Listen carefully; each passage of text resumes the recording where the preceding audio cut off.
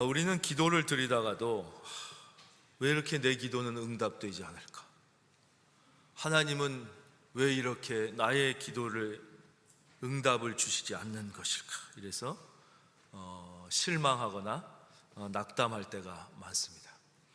그런데 특별히 이 기도 응답의 은혜를 가장 많이 체험했던 분으로 우리가 잘 알고 있는 분이 영국에서 사역하셨던, 특별히 이제 고아들의 아버지라고 불리우는 조지 뮬러 목사님이십니다.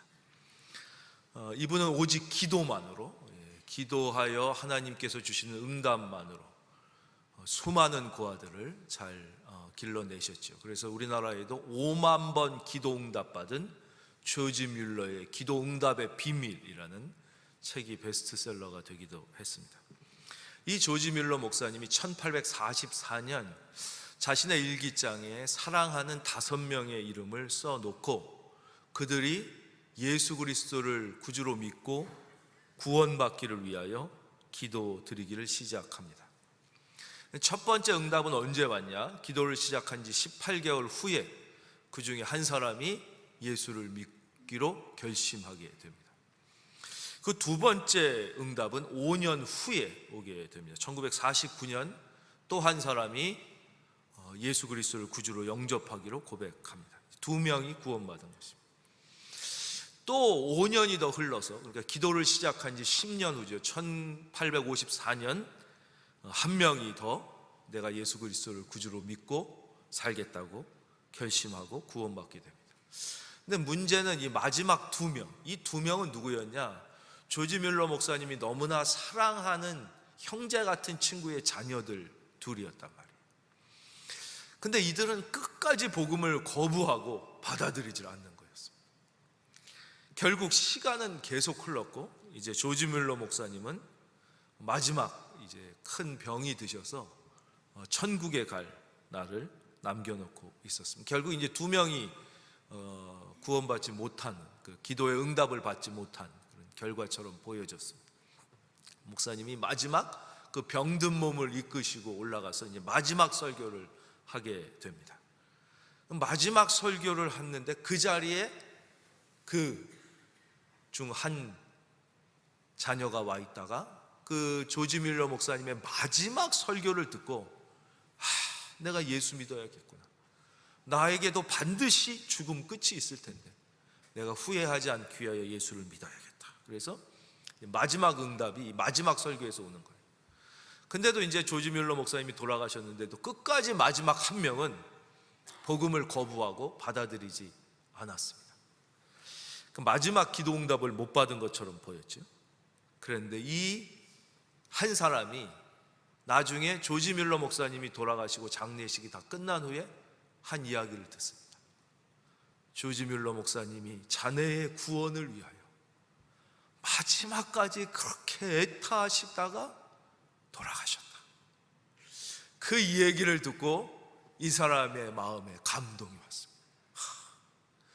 그분이 얼마나 나를 사랑하셨으면 마지막까지 나의 구원을 위하여 저렇게 애타하시다가 돌아가셨을까? 그 이야기를 듣고 그 마지막 한 명조차 이제 예수 그리스도를 믿기로 결심하고 이제 교회에 나와 구원받는 역사. 그래서 이분은 그 이후에 죽을 때까지 복음을 증거하면서 살았는데 이렇게 꼭 얘기했다고 그래요. 여러분의 믿음의 기도는 반드시 응답받습니다.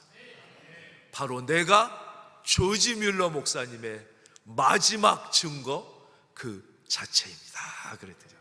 조지 뮬러 목사님의 기도 응답의 마지막 증거 그 자체입니다.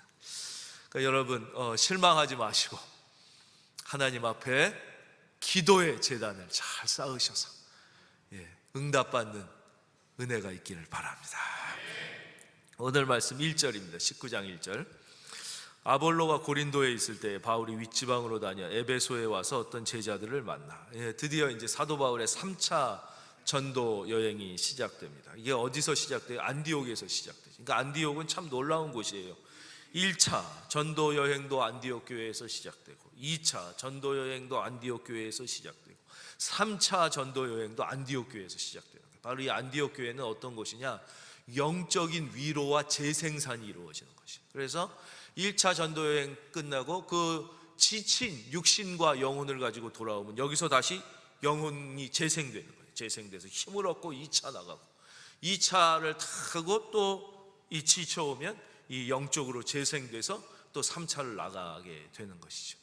바로 저는 우리 교회가 그런 영적인 재생의 장소가 되기를 바랍니다.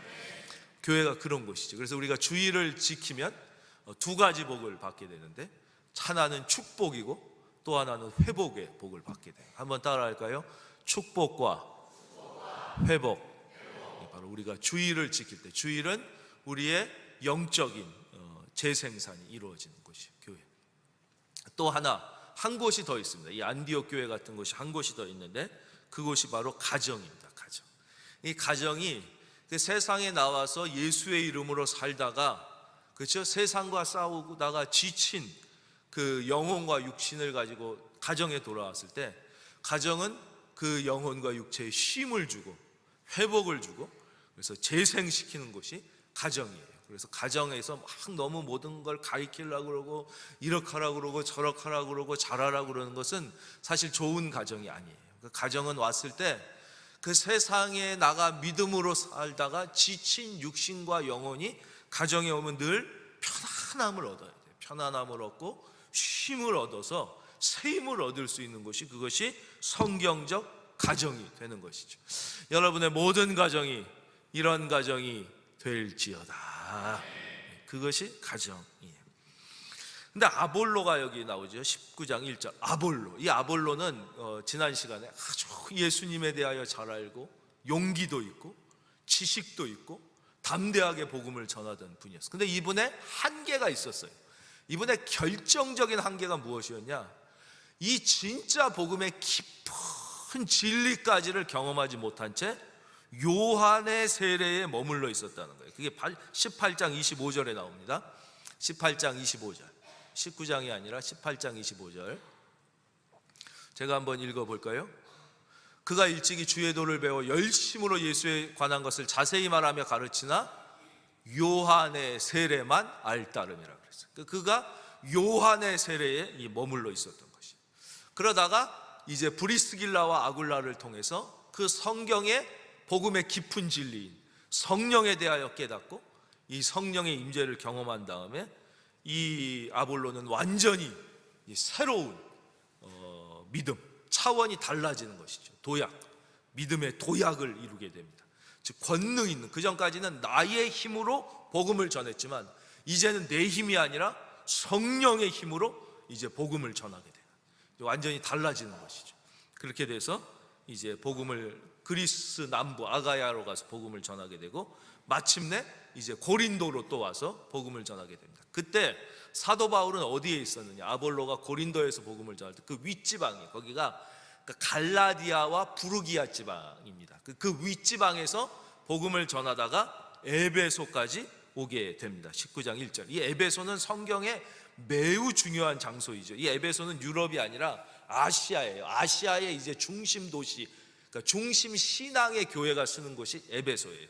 사도 바울은 이 에베소에서 무려 3년이 넘게 머물면서, 그러니까 사도 바울의 모든 생애를 통해 한 군데에서 가장 오래 말씀을 가르친 곳이에요. 그래서 여기서 두란노 서원을 세우고 거기서 매일 성경을 가르친 거예요. 매일 성경을 가르치고 주일은 예배드리고 이렇게 했어요. 근데 이제 사도 바울이 이 에베소에 와가지고 어떤 제자들을 만났어요. 이 제자는 누구냐? 예수 그리스도를 믿고 따르는 사람을 제자라고 그래요. 그러니까 우리가 예수님을 믿으면 어떻게 되냐? 믿음으로 예수님을 믿으면 우리가 신분이 바뀌어요. 즉 죄의 종, 세상의 자식에서 하나님의 자녀, 하늘나라의 왕자와 공주로 우리의 신분에 이제 순간적이고 획기적인 변화가 일어나는 거예요. 다 영접하는 자, 곧 그 이름을 믿는 자에게는 뭐예요? 하나님의 자녀가 되는 권세를 주신 거예요. 내가 하나님의 자녀 되셨음을 믿으시면 아멘. 근데 그러면 보세요. 왕의 자녀가 됐다고요. 왕자와 공주예요. 그럼 그 다음엔 어떻게 되는 거예요? 왕자답게 살기 위한 훈련을 받아야 되는 것이에요. 신부는 왕자지만, 그러니까 세자는 세자 교육을 받는 거예요. 공주는 공주의 교육을 받는 거예요. 마찬가지로 이제 하나님의 자녀가 된 우리는 예수 그리스도를 닮아가기 위해, 예수 그리스도가 하나님의 첫 아들이신 거잖아요. 그렇죠? 예수 그리스도의 장성한 분량에까지 자라나는 것이 우리 모두 신앙인의 목적이요 목표예요. 그러기 위해서 이제 예수님을 배우는 거예요. 예수님처럼 되려고 훈련받는 것, 이것을 제자 훈련이라고 그러는 것이에요.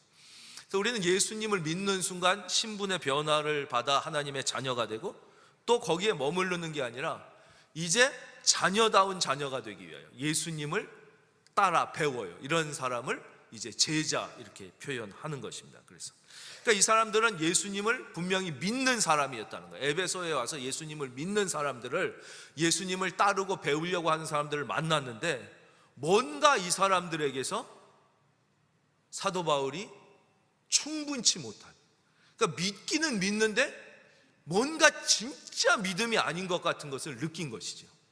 그래서 그들을 만나 사도 바울이 아주 중요한 질문을 하게 됩니다. 그것이 2절이에요. 2절, 아주 중요한 질문이죠.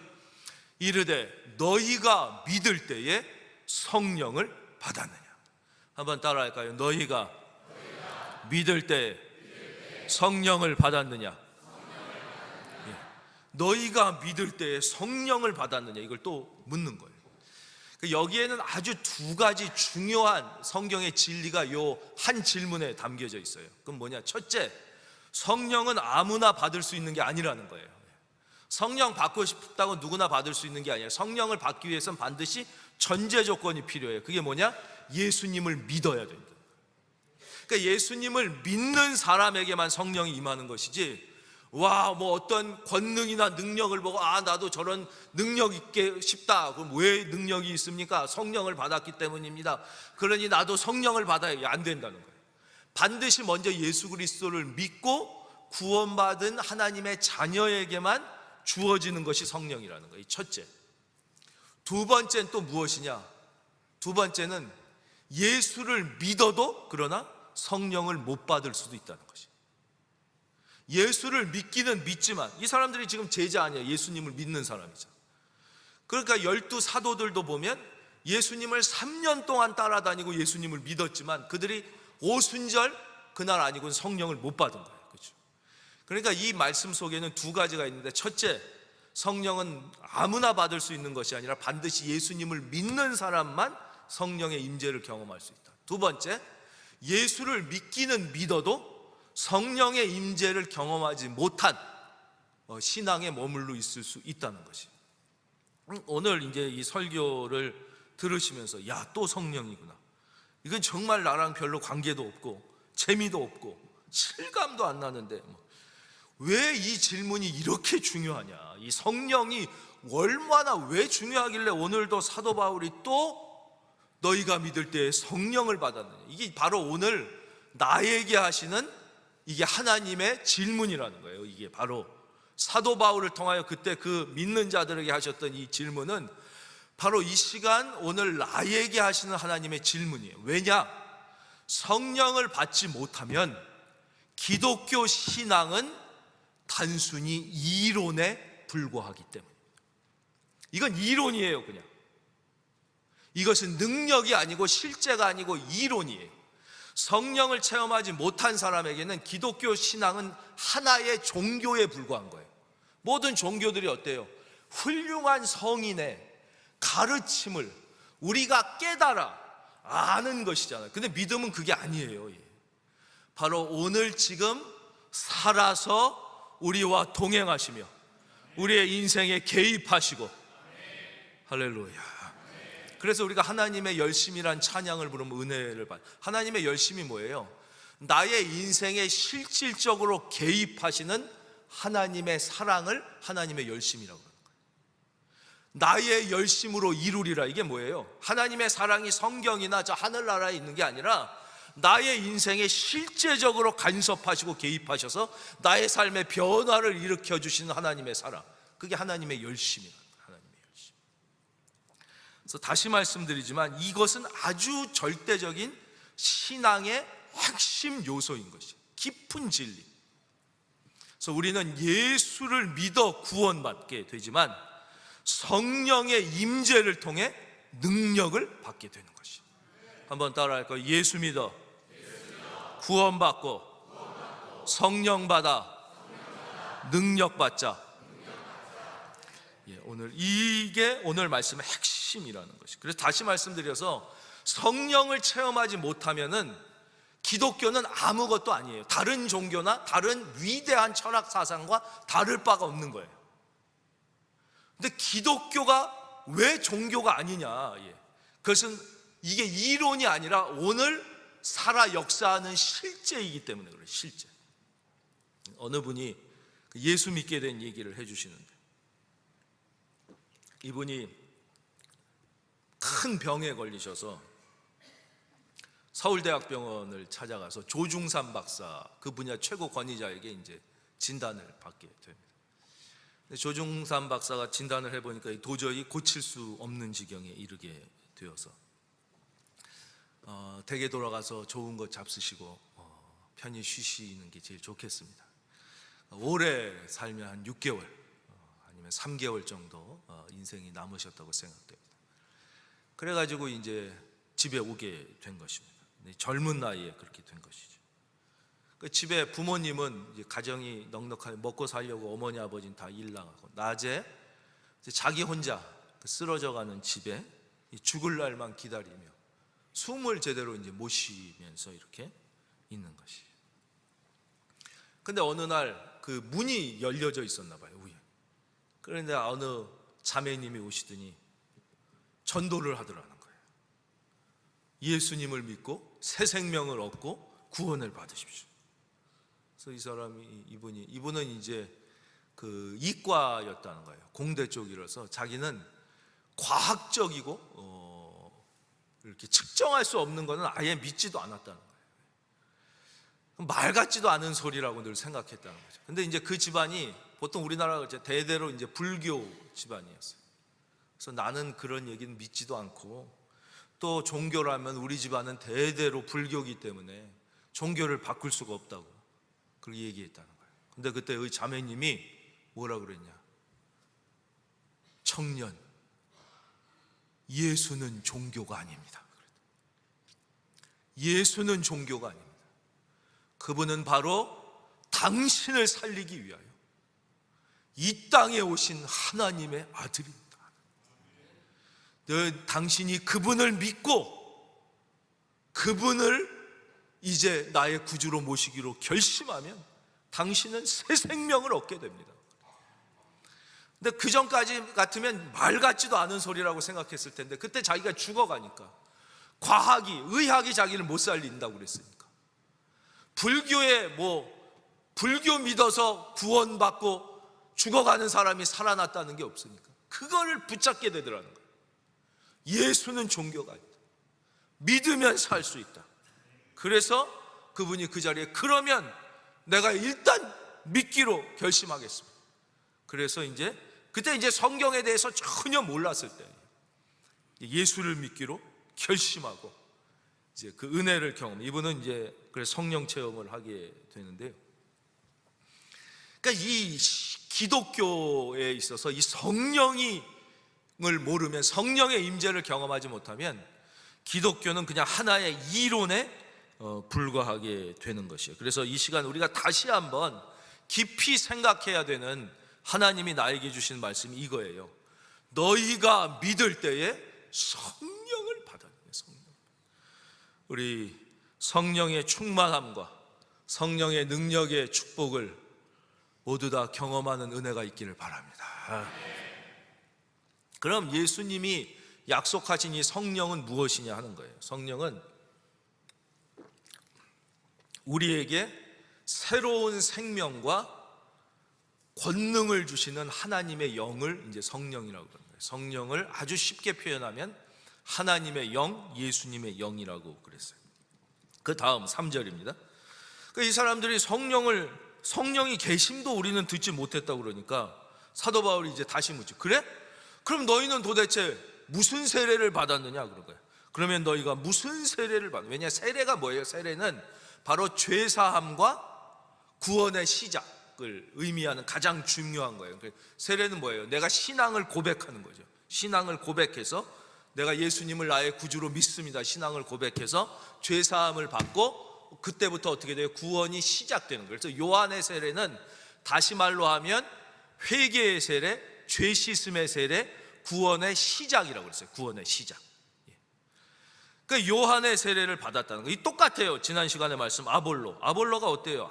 아주 훌륭하지만 그가 일찍이 주의 도를 배워 열심으로 예수에 관한 것을 자세히 말하며 가르치나 요한의 세례만 알따르며. 이들도 그랬다는 거예요. 대답하되 요한의 세례니라. 그러니까 회개해서 죄 용서 받고 구원 받은 그 구원의 시작에 아직 머물러 있었던 것이죠.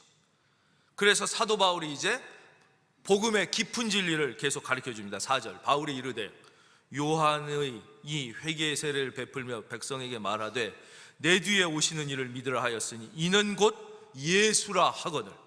그러면서 드디어 예수의 세례를 베풀게 됩니다. 5절 다 보겠습니다.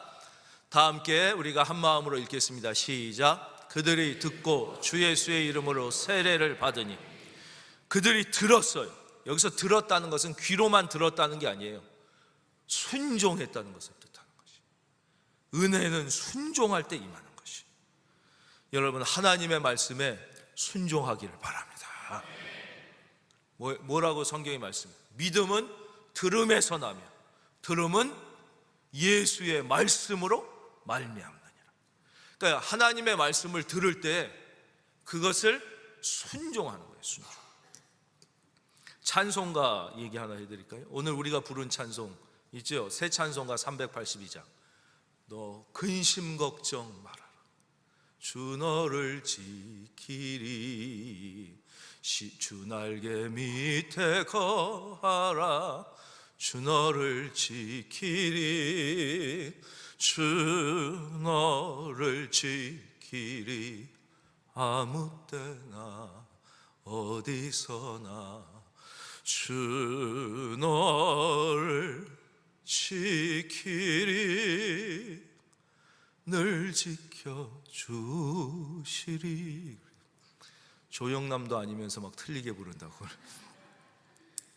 이거를 이제 이 곡이 이제 어떻게 생겼냐면 원래 W 마틴이라는 목사님이 계셨어요. 근데 이 목사님이 어느 교회에서 저녁 예배에 설교 부탁을 받으셨어요. 근데 그날 아침부터 사모님이 막 고열에 시달리기 시작하는 거예요. 막 열이 막 펄펄 끓으면서 그러니까 너무 아주 위험하게 된 거죠. 그래서 이 목사님이 안 되겠다. 그때 막 지금처럼 뭐 앰뷸런스가 있고 이럴 때가 아니니까 내가 옆에서 우리 집사람을 간호해야지. 이거 내가 설교하러 갔다가 큰일 나면 어떡하냐. 그래가지고 이제 그 설교를 못 하겠다. 내가 집사람이 이렇게 아파가지고 취소를 하려고 그랬다는 거예요. 그때 그 옆에 있던 그 아들, 어린 아들이 아빠한테, 목사인 아빠한테 얘기했다는 거예요. 아버지, 하나님께서 어머니를 지켜주시려면 아버지가 설교하러 가도 지켜주실 것이고 여기 있어도 지켜주실 것 아닙니까? 만약에 안 지켜주신다면 아버지가 여기 있다고 어머니가 나음을 받을 수 있겠습니까? 그러니까 얼마나 많은 분들이 지금 아버지를 통하여 하나님의 말씀을 들으려고 거기서 기도하며 기다리고 계실 텐데 아버지는 가셔서 말씀을 전하시는 것이 하나님의 뜻인 것 같습니다. 근데 이 아버지가 그 아들의 말을 들은 거예요. 왜냐? 아들의 얘기지만 이게 하나님의 뜻이 분명하니까. 그래가지고 순종을 하고 가서 이제 말씀을 다 전했어요. 그리고 밤늦게 집에 왔더니 놀랍게도 그 사모님이 열이 거의 다 떨어지셔서 이제 침대에서 일어나서 이 목사님을 맞더라는 거예요. 그래서 너무 기뻐하면서 끌어안았더니 이 사모님이 내가 당신이 간 후에 병상에 누워 있으면서 영감이 떠올라서 시를 한 편 지었어요. 그러면서 그 목사님이 설교하러 간 사이에 그 병상에서 지은 시를 보여준 거예요. 그 시가 바로 오늘 우리가 부른 382장이에요. 너 근심 걱정 말아라. 주 너를 지키리. 주 날개 밑에 거하라. 주 너를 지키리. 저는 주님이 여러분을 지켜주실 것을 믿어요. 주 너를 지키리. 그래서 이 목사님이 그 시를 읽었더니 너무 감동이 되는 거예요. 이 목사님은 대학교 때 음악을 전공하고 신학을 하신 분이라 내가 그러면 여기에 한번 곡을 붙여 보겠다고. 그래서 그 밤에 그 시에다 곡을 붙였어요. 그래서 이거는 이 아들이를 통하여 들려주신 하나님의 말씀에 순종하여 아내가 시를 쓰고 남편이 곡을 붙인, 그러니까 이 아들의 이름은 여기 없어요. 우리 찬송가 보면 이제 작사자, 작곡자 이름만 있지만 그렇게 된 게 이 성경인 것이. 그래서 여기서 아주 중요한 게 뭐예요? 5절, 그들이 듣고. 그래서 저는 여러분들이 들을 때에, 하나님의 말씀을 들을 때에 순종의 결단뿐만 아니라 순종의 행동이 있기를 주의 이름으로 축원합니다. 그래서 그럴 때 우리가 은혜를 받고 우리의 영혼이 변화되는 것이에요. 제비 얘기도 또 해드릴게요. 저는 어렸을 때 저희 집에 보면 이렇게 제비가 봄마다 와서 제비집을 했어요. 그래서 봄이 되면 제가 마음속에 걱정 반 기대감 반이 있었어요.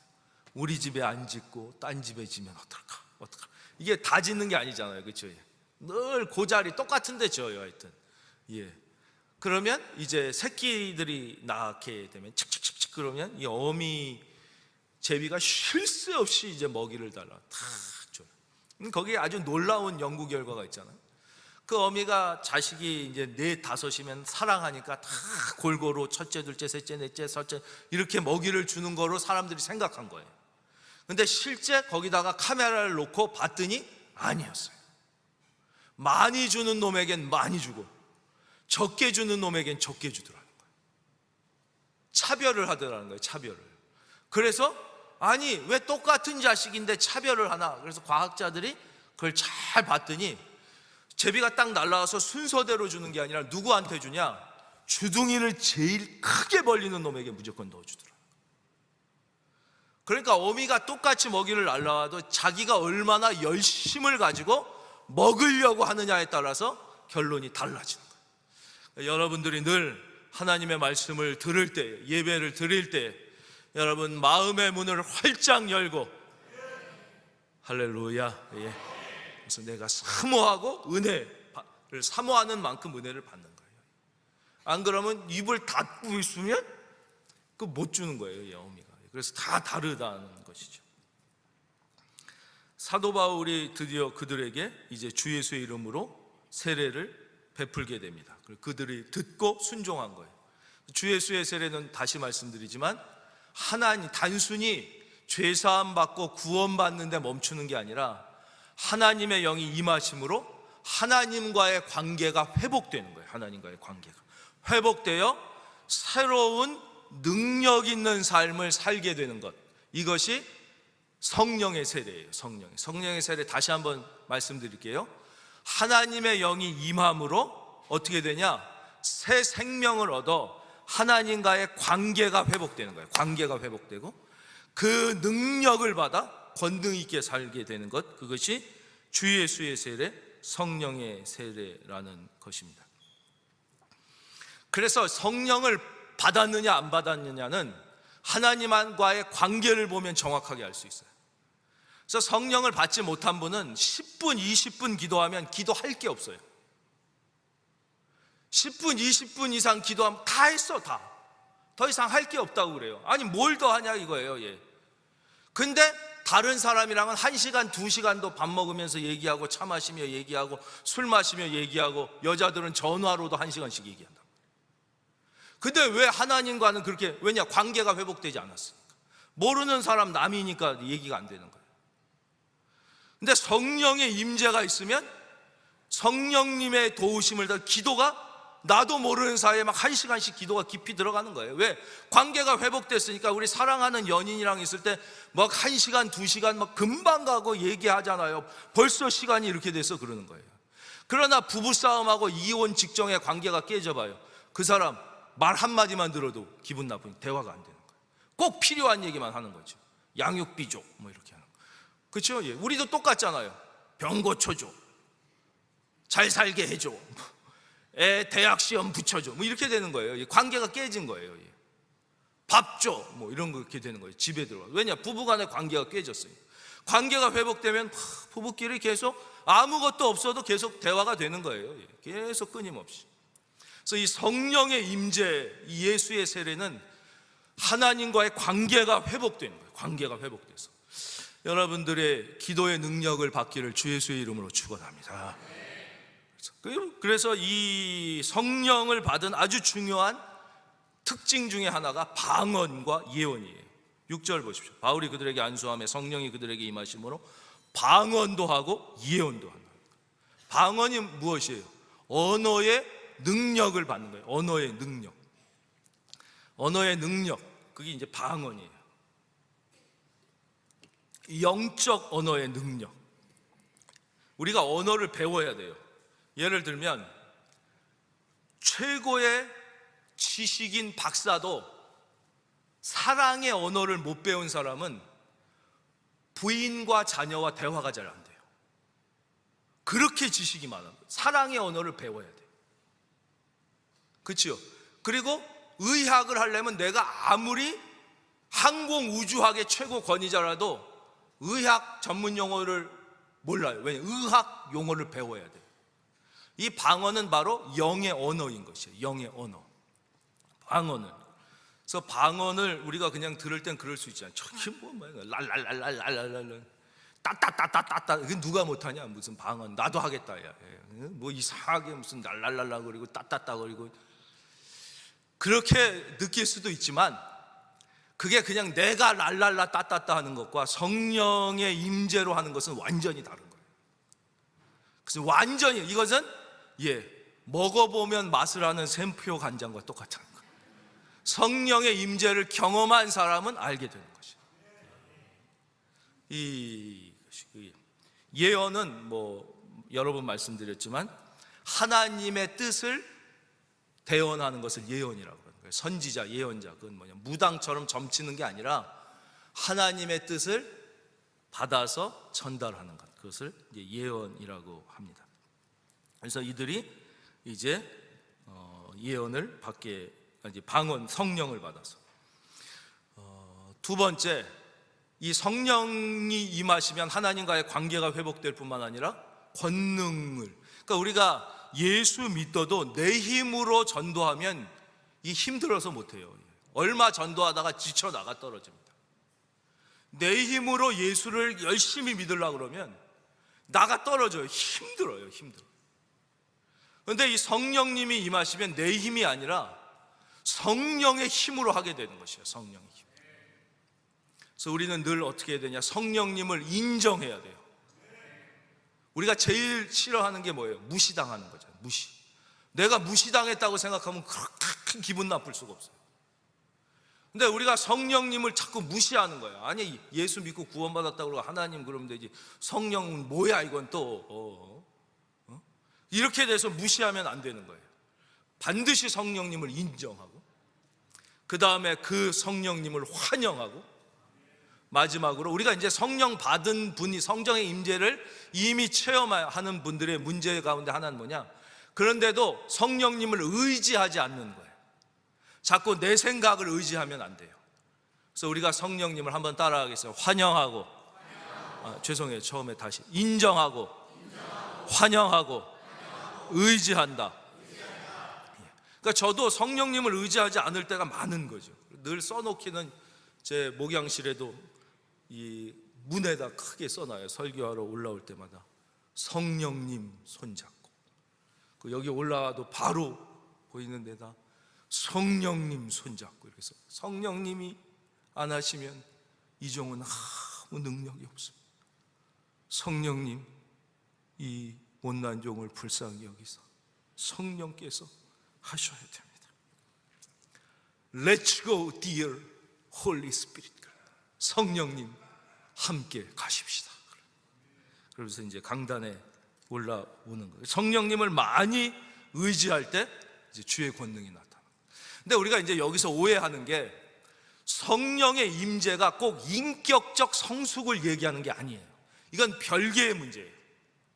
그래서 많은 경우 성령의 임재를 경험했는데 인격적으로 미숙한 사람들이 앞서서, 왜냐 성령의 임재를 경험해서 일하다가 수많은 사람들에게 이제 시험을 들게 하는 일이 한국 교회에 있었고 지금도 있을 거예요.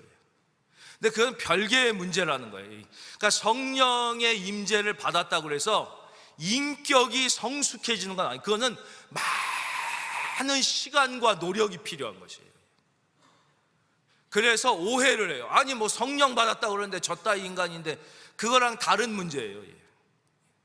성령의 임재가 곧 인격의 성숙을 의미하는 것은 아니에요. 그러니까 이 신앙의 성숙, 인격의 성숙은 다른, 또 우리가 평생 하나님 앞에 노력해야 될 다른 분야라는 거예요. 예수 안 믿어도 인격적으로 성숙한 사람도 많잖아요. 이건 전혀 다른 거예요. 그래서 우리 많은 경우 오해하는 경우가 거기 있는 거예요. 아니 뭐 성령 받았다는 사람이 저 따위고 뭐 이렇게 했고 막 상처만 주고 이러는데, 그러면 안 되는 거예요. 그게 아니라 성령을. 그래서 이분들이 성령 받아서 어떻게 되느냐, 이 성령 받은 12사람이 초대교회의 12사도를 이어받은 가장 중요한 지도자들이 다 됩니다. 왜냐? 권능을 받았으니까. 7절 모두 12사람쯤 되니라. 예수님께서 여기까지 말씀드리면 이제 오늘 말씀 결론입니다. 사도행전 1장 8절에서 너희가 주 예수를 믿으라, 그리하면 권능을 받으리라, 이런 말씀을 하지 않으셨어요. 예수를 믿으라, 그리하면 능력을 받으리라, 이런 말씀을 전혀 안 하셨어요. 주 예수를 믿으라, 그리하면 너와 내 집이 뭐예요? 구원을 받으리라 그랬어요. 그러니까 구원은 예수를 믿어 구원받는 거예요. 그리고는 사도행전 1장 8절에서 예수님이 직접 뭐라 그러셨어요? 오직 성령이 너희에게 임하시면 너희가 권능을 받고 그랬어요. 우리는 이 성경에서 하나님이 하신 말씀을 분명하게 알고 믿어야 되는 거예요. 주 예수를 믿으면 능력을 받는다는 말씀을 전혀 안 하셨다니. 주 예수를 믿으면 구원을 받는 거예요. 구원을. 그러나 능력은 오직, 그 앞에 오직이란 단어가 있어요. 오직. 사도행전 1장 8절 보겠습니다. 오직, 다른 방법이 없다는 거예요. 오직 성령이 너희에게 임하시면 너희가 권능을 받는 거예요. 오직. 따라하겠습니다. 오직 성령이. 그래서 다시 말씀드리지만 구원은 예수 믿어 구원받고 성령의 임재를 통하여 우리가 권능, 그래야 내 힘으로 하면요 힘들어서 못합니다. 신앙생활이 내 힘으로 하면 전도도 하다가 지치고, 봉사도 하다가 지치고, 설교도 하다가 지치고, 목회도 하다가 지치고, 힘들어서 끝까지 할 수가 없어요. 사도 바울이 어떻게 이 3차 마지막까지 사도 베드로가 끝까지 달려갈 수 있었는지, 이거는 인간의 능력이 아니라 성령의 능력으로 이들이 그렇게 할 수 있었던 것이죠.